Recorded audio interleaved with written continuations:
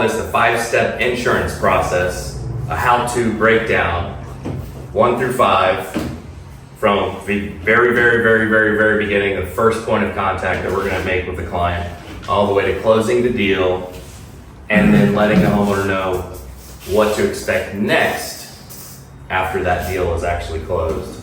And learning how to do this in the least amount of time possible in the most efficient way, so we're not only saving our time and getting some of our time back, or we're able to respect the homeowner's time at the same place and make it to where they don't have to spend any more time that they have to, especially if you leave an appointment open or you leave an appointment where they might feel confused. They're going to start the process with somebody else, and it's just like annoying for them, and it's stressful, and then it's like they're wasting their time because you weren't efficient and clear enough and didn't direct them well enough and guide them to make the next decision for the next step. It might not be all the way to the end step. Like, you're not going to close a deal on the first day, right?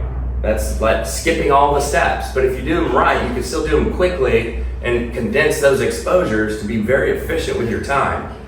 So we're going to start with the 5-step process on what to say and what not to say through every little tiny part of your exposure with your clients. First one is the lead setup, scheduling the first appointment. Like, how do you even do that? What do you say? How do you say it? How do you end it? I mean, how does that even, what is that supposed to look like? Like, I'm sure a lot of you might have different versions of how you do it, and some are better than the others, and some people are still kind of learning on even the best way to set that appointment, right? So we're going to see about what questions to ask. First off, never start talking about yourself, right? It's the worst thing. If I'm a client and I want a brand new Apple iPhone 15 Pro Max, and I call them and they're like, hey, how's it going? Yeah, like, we're the best. We're Apple. We've been around since Steve Jobs, and we've won these awards, and we're awesome. Oh, and our guarantee's amazing. And I'm like, dude, I already know that about you, man. I want you to ask me, like, why I need this phone. Like, dude, you haven't even asked me a question about myself yet. Why are you talking about you? I'm not interested in you. I'm interested in how this phone can help me. Why are you talking about yourself? I already looked you up. It says all that. I get it. You're wasting my time now, and now I want to hang up the phone and talk to a different rep, right? So never start off talking about yourself. It's already out there. Don't talk about Art Roofer. Don't talk about yourself. We're already out there. They're calling us for a reason. Or maybe it's a door knock, right? Little different scenario. So these are just good questions. You call, introduce yourself, and you start saying, what is the reason you chose to reach out to us today? Or maybe, what was it about the ad that interested you? Right? So you're instantly, step one, right out the gate. Whatever they're gonna say next is selling your company to them again without you saying a word yourself. They're literally going to talk good about you with the first sentence that comes out of their mouth. And you don't even have to say anything good about yourself because you look like a cocky SOB doing it. And now all of a sudden the homeowner is going to say good things about you for you, and you've begun the process of selling yourself without selling yourself. And that's the magic. And that's the aha moment that I want to leave everybody here with today. And we're going to go over next week objections and that whole thing, which I didn't have time to go over today, and probably none of you have enough time. Next question. Hey, to confirm, it looks like you inquired about blah, blah, blah. The leak on your roof, or a shingle in your yard. Whatever, right? Is this correct? Oh, yes, that's correct. Tell me about it, right? You want to get them talking. The more they talk, the more you can listen, the more you understand who they are, how they're acting, what they need to hear next, maybe, or something, right? So then, and all of a sudden, people love talking about themselves. That's why it feels so natural for us to just start rambling about ourselves. And then all of a sudden, we realize if we want that sale, it's probably not the best thing. But for a homeowner, we love for them to ramble, because when homeowners ramble, they talk themselves into a sale. And then we all win, and it's wonderful. right? So then keep asking questions. How long have you owned the home for? These are valuable questions. And how old would you say the roof is? Now you kind of know the history, kind of know what you're about to get into. You haven't even set the appointment. You haven't even gone out there yet. And by the time you get out there, watch what we've learned. And watch the emotion and the bond now that the homeowner has when we're done. Before you even go out there, the homeowner's feeling like yippee with you. Like, oh my gosh, like I feel like we know each other and they were so interested in me and it felt so good because I haven't felt that way in years since my husband took me on my first date, and my husband's not even that way anymore. Right? I'm telling you, go back to that, whatever that stage is, the woo stage. All right, so who is the current insurance carrier for the home? Right? Oh, it's USAA. Okay, and how long have you been insured with the property for with USAA? Right? Because guess what? What if they say, oh, we just got switched over 1 month ago, and then the hailstorm was 3 months ago. Now you know what you're about to get into, right? Oh, well, we can't call USA. Next question. If a few months, ask, who did you have before then? Now you kind of know, oh crap, we got another Allstate, right? Or, oh man, we got Texas Farm Bureau. Ooh, they're good in this area. Yeah, So you already can start psyching yourself out because you're amazing and you already know what's going to happen. Now you start seeing this far away, like normal, when you set an inspection. You're like, oh my God, I don't even know what to do. I don't even know who they are. I don't even know what they have. Oh, well, and then I'm like, hey, well, how old's the roof? Who's your insurance provider? You're like, I have no idea. Oh, I forgot to ask him. Oh, and then you're the one rambling. You're the one caught with your pants down when you get there because you're the one that's not prepared, right? So preparation is key, right? A good paint job requires a good prep job first. And if it ain't prepped right, the paint's gonna start falling off. And we're gonna learn a little bit about paint in the end when we close the deal, because we're gonna sell an insurance job and we're also gonna sell a full paint job at the very end. And it's gonna be pretty amazing. I'm gonna teach you guys how to start selling a paint job and maybe a gutter job, if they don't have them already, on every insurance job. A good percentage of them anyway. So would you like to add $6,000 to $10,000 on top of every insurance deal you sign, and then supplement another $3,000 to $4,000 on top of that? So now it's like you're selling 2 full contracts every time you hit one, and now you're going from 20% to 80% because you have this slideshow right here. Just imagine the possibilities with those numbers and start playing around with those numbers, and then set your goal for this month. Try me on that. Just wait, right? So, all right. What else do you want to know? Have you ever been through a property claim before? Like, mind you, this is like an insurance deal. They got hit, right? This is an insurance deal. Have you been through a property claim before? Tell me about it. They're going to talk crap about how stressful it was and how their old roofer did this and this and this, and they didn't know what the heck they were doing. You're going to know all about them, and you're going to be what? You're going to be taking notes in the AccuLinks file during this call. Here's their pain points, right? We can use those later, okay? During the close, right? Do you have a full replacement cost policy? Or are there maybe some exclusions, possibly, that you may or may not know of, right? Their answer is going to tell you everything you need to know. They're going to need to be either educated, you're going to be able to use some curiosity to make sure they never leave your side.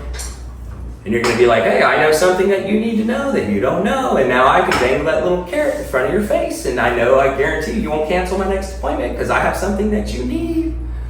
Right? Now you're up on that higher level mindset and you're like, I never leave an appointment without dangling some type of little carrot.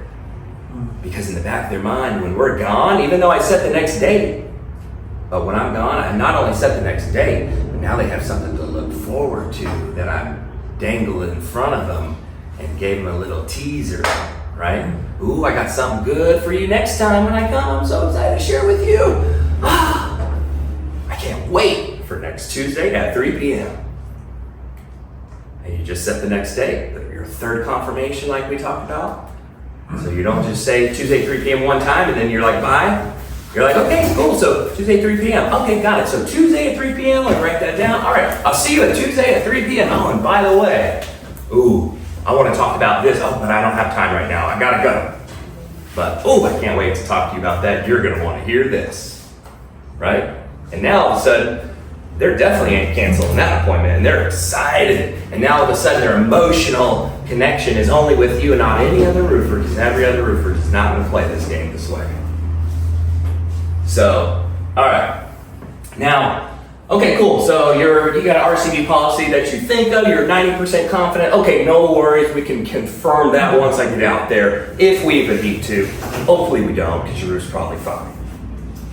Right? Not trying to scare them and say the roof's damaged, right? That's not our job, that's their job. We'll get to that too.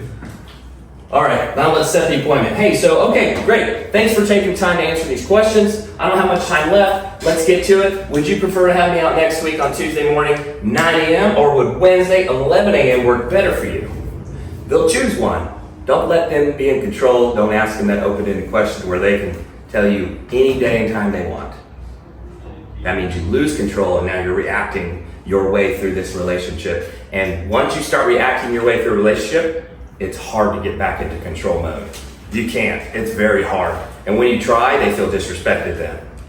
And then all of a sudden you'll lose them. You can't veer off the control mode. You've got to stay in control. And you can be professional and nice and respectable and still be in control the whole entire time. Hey, look, what do you do for, I mean, usually I don't have a problem with it. Every once in a while, it's like, hey, I really want to be there, but I don't get home till like 5:30. And it's always like after hours. I'm like, or you can come on Saturday. They're kind of controlling me. What do you do in that situation? Yeah. Hey, you know what? I understand. Totally get it. You know, sometimes Monday through Friday, gotta work, do my thing. Is there anybody there that is also a decision maker that can schedule out that time and day for me to come? Because it's very important that if I do see something, that I show you right then and there. Because let me tell you this, what if there's a shingle missing and I see bare wood and it's about to rain the next day? Wouldn't you want me to tarp it? But I don't want to tarp something without you knowing first. And I want to be able to show you and ask you right then and there if I can do this. And I'm not going to do that unless there's a decision maker there. So why don't we do this? It's probably going to be really hard for you to schedule time next week, kind of short notice to let a job know you need 2 hours or 3 hours, delay on coming to work that morning, right? Why don't we do it the week after? That way it will give you time to tell your boss, hey, I need to come in late on Tuesday morning and I won't be in until 11 a.m. or 10:30 a.m. That way you guys can schedule the appointment and you can make it work. That sounds more fair, don't you think? Everybody can at least do that with enough time, with enough notice. Unless you work for, USPS or something. Like, they don't give anybody off time. Like, even if they do, that's why their turnover, so high. Cause, and then they're like, no, my boss, they'll understand, right? So you get back into control, and it's okay. Why don't we bump it out another week so that you can get this scheduled the right way? I want to give you the best experience, and let's make it happen. And I'm okay delaying it another week out. My week's already after this call. My week's going to be filling anyway, and the next week would actually work better for me too. Bam, there you go. All right. So, all right. Lastly. Before I get off the phone, will all the decision makers be home, or shall we find a better time where we can all be together? You need at least one of them, but it's nice if you have both, because you're eliminating an objection before it even happens. If they want to always talk about, my spouse, I need to ask my spouse. Well, right in the very beginning, let's control that before it even becomes an issue. You never know.